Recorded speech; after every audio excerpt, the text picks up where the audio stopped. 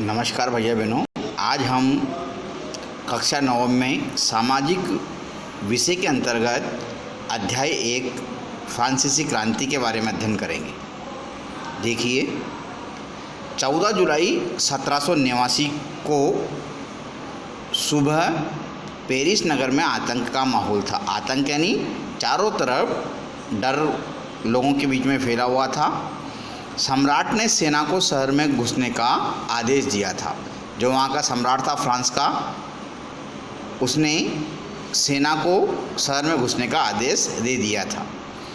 ऐसी अफवाह थी कि वह सेना को नागरिकों पर गोलियां चलाने का आदेश देने वाला है।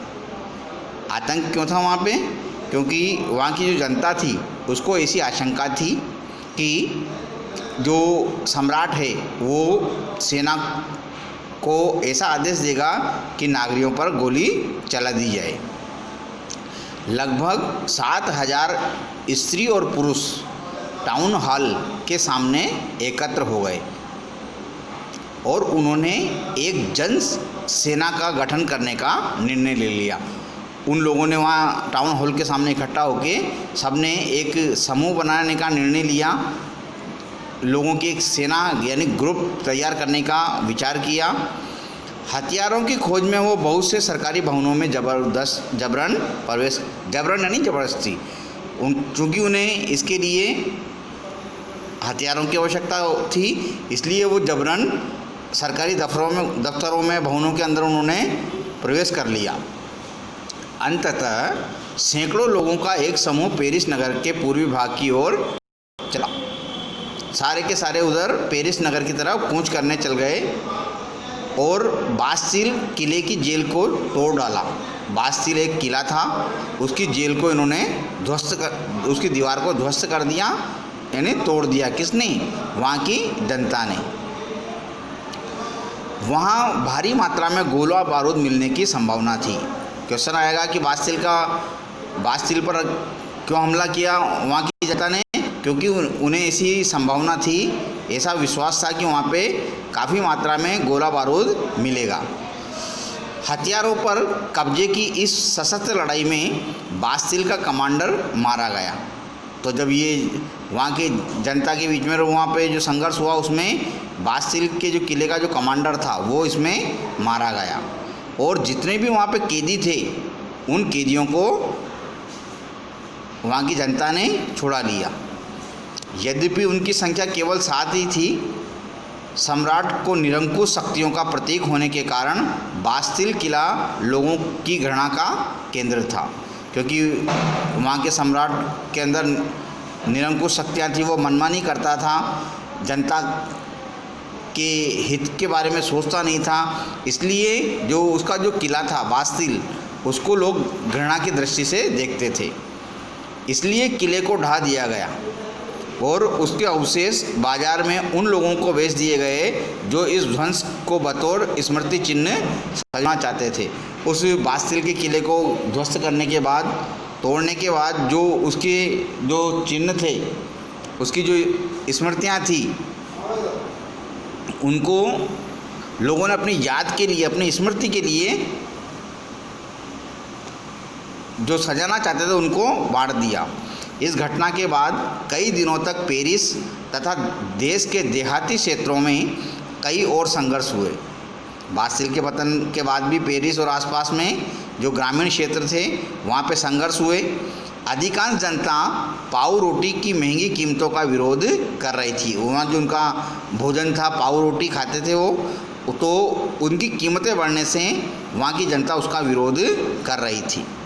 बाद में इस दौर का सिंहावलोकन करते हुए इतिहासकारों ने इसे एक लंबे घटनाक्रम की ऐसी शुरुआती कड़ियों के रूप में देखा जिसकी परिणति फ्रांस के सम्राट को फांसी दिए जाने तक हुई। इसके बाद इसका जो अंत हुआ वो सम्राट की फांसी से हुआ। अंत में वहाँ के सम्राट को, जो वहाँ की जनता थी, उग्र जनता, उसने फांसी पर लटका दिया। हालांकि उस समय अधिकांश लोगों को ऐसे नतीजे की उम्मीद नहीं थी, और ऐसा क्यों और कैसे हुआ, देखिए। अब हम 18वीं सदी के उत्तरार्ध में फ्रांसीसी समाज के बारे में जानकारी करेंगे। देखिए 1774 ईस्वी में बुब्रो राजवंश का लुई 16वां फ्रांस की राजगद्दी पर आसीन था। 1974 में जब फ्रांस की क्रांति हुई, उससे पूर्व वहाँ पे बुब्रो राजवंश था। वहाँ का जो शासक था लुई 16 से मतलब इससे पहले भी लुई नाम के 15 शासक वहाँ पे हुए। तो ये जो लुई 16 था उस समय ये राजगद्दी पर आसीन था, यानी वहाँ का शासक था।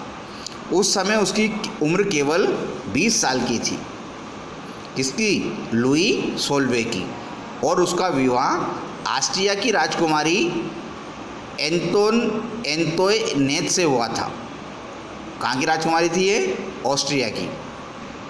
राज्यारोहण के समय उसने राजकोष खाली पाया। लंबे समय तक चले युद्धों के कारण फ्रांस के वित्तीय संसाधन नष्ट हो चुके थे। जब वो राजा बना लुई 16 तो उस समय वहाँ का कोष खाली था। लगातार युद्धों के कारण वहाँ की आर्थिक स्थिति खराब हो चुकी थी, वित्तीय संसाधन नष्ट हो चुके थे। वर्साई के विशाल महल और राज दरबार की शान शौकत बनाए रखने की फिजूल खर्ची का बोझ अलग से था। वहाँ पे एक भवन था वर्साई के अंदर, तो वहाँ की जो सजावट थी, वहाँ की जो शान शौकत थी, उसको बनाए रखने के लिए काफ़ी पैसा खर्च करना पड़ता था। तो ये भी एक तरह से वहाँ की वित्तीय स्थिति खराब करने का एक महत्वपूर्ण कारण था। लुई 16 के शासनकाल में फ्रांस ने अमेरिका से 13 उपनिवेशों को साझा शत्रु ब्रिटेन से आज़ाद कराने में सहायता दी थी। इस युद्ध के चलते फ्रांस पर 10 अरब लिवरे से भी अधिक का कर्ज था। अब इसके अंदर एक शब्द आया 10 अरब लिवरे। तो लिवरे क्या है ये? तो यहाँ पे हम समझेंगे कि लिवरे एक तरह से फ्रांस की मुद्रा थी। क्या थी? फ्रांस की मुद्रा, जिसे 1974 में समाप्त कर दिया गया। क्वेश्चन आया कि आप लिवरे पर टिप्पणी लिखिए, तो लिवरे के बारे में क्या जानते हो? तो लिवरे क्या थी? एक फ्रांसीसी मुद्रा थी जिसे 1774 में समाप्त कर दिया गया, जबकि उस पर पहले से ही 2 अरब लिवरे का बोझ चढ़ा हुआ था। पहले से ही कर्जे के बोझ तले दबा हुआ था। सरकार से कर्जदाता अब 10% ब्याज की मांग करने लगे। जिन लोगों का पैसा उधार था वो सरकार से 10% का ब्याज मांग करने लगे। इसके फलस्वरूप फ्रांसीसी सरकार अपने बजट का बहुत बड़ा हिस्सा दिनों दिन बढ़ते जा रहे थे। आर्थिक स्थिति तो वैसे ही खराब थी, लेकिन जैसे जैसे समय बीतता जा रहा था तो उसके दिनों दिन खर्चे भी लगातार बढ़ते जा रहे थे। जैसे अपन ने देखा वर्साई के महल के ऊपर खर्चा था, वहाँ की सजावट, शान शौकत का।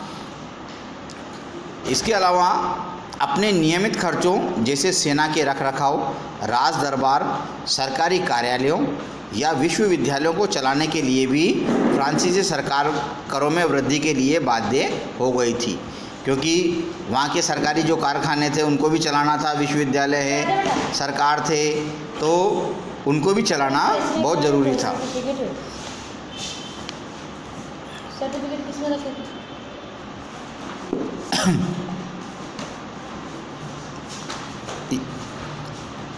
18वीं सदी में फ्रांसीसी समाज 3 स्टेट में बटा हुआ था। जब 18वीं सदी की शुरुआत हुई उस समय संपूर्ण फ्रांस का समाज 3 स्टेट में बटा हुआ था। तो ये 3 स्टेट थे, प्रथम स्टेट, द्वितीय स्टेट और तृतीय स्टेट। कितने स्टेट थे ये? 3 स्टेट, प्रथम, द्वितीय और तृतीय। और केवल तीसरे स्टेट के लोग जन साधारण ही कर अदा करते थे। तो इन 3 स्टेट में से, 3 श्रेणियों में से केवल जो तीसरा स्टेट था, तो अब मैं आपको ये बता दूं कि इनके अंदर किन किन को शामिल किया गया था। प्रथम स्टेट जो कि पादरी वर्ग कहलाता था, इसमें बड़े व्यवसायी, व्यापारी, अदालती कर्मचारी, वकील आदि इसके अंदर शामिल थे। इसके अलावा जो द्वितीय वर्ग था उसको कुलीन वर्ग कहा जाता था। तो इस कुलीन वर्ग के अंदर के कौन कौन शामिल थे? किसान और कारीगर शामिल थे।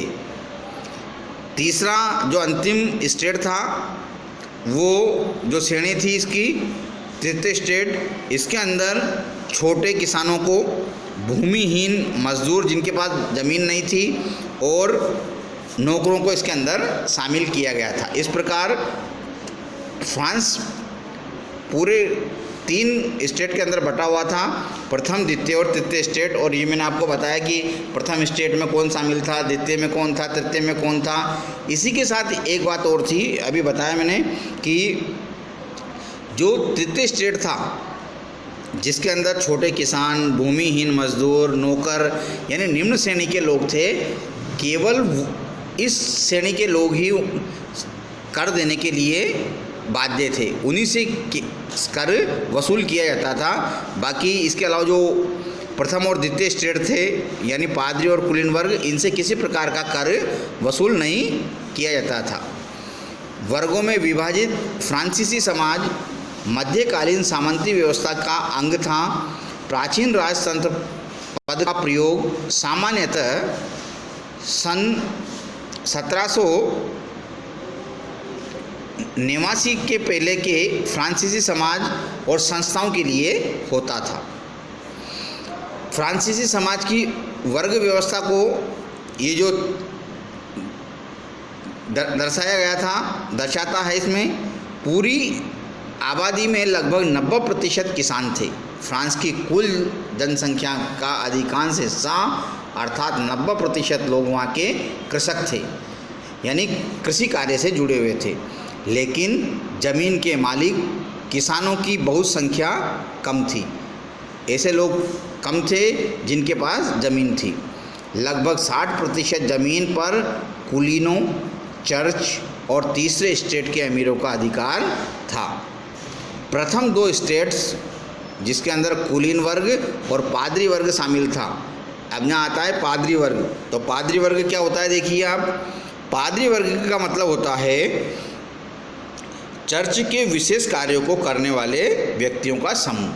जो ईसाइयों का धार्मिक स्थल होता है चर्च, वहाँ पे जो ऐसे लोग जो धार्मिक कार्यों को संपन्न करते हैं, ऐसे लोगों को पादरी वर्ग कहा गया था। तो तीसरे स्टेट के अमीरों का अधिकार था। प्रथम 2 स्टेट कुलीन वर्ग और पादरी वर्ग के लोगों को कुछ विशेष अधिकार जन्मना प्राप्त है। जन्मना प्राप्त है मतलब अपने जन्म से ही प्राप्त हैं। मतलब जो उनको वो जो अधिकार थे वो पीढ़ी दर पीढ़ी इनके पास चले आ रहे थे।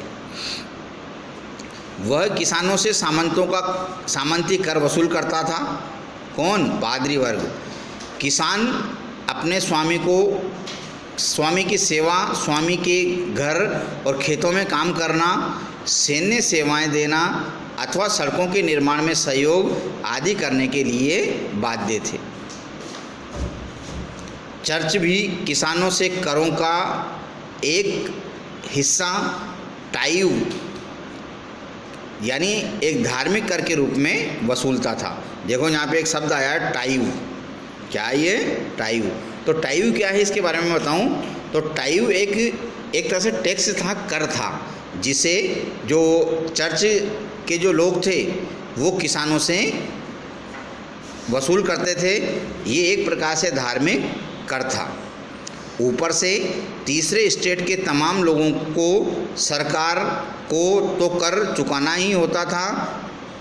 इसके अलावा जो तीसरे स्टेट के अंदर जो शामिल थे, छोटे किसान, भूमिहीन मजदूर, नौकर आदि को तो कर देना उनकी मजबूरी था। इन करों में टाइल क्या है? ये भी एक तरह से कर है।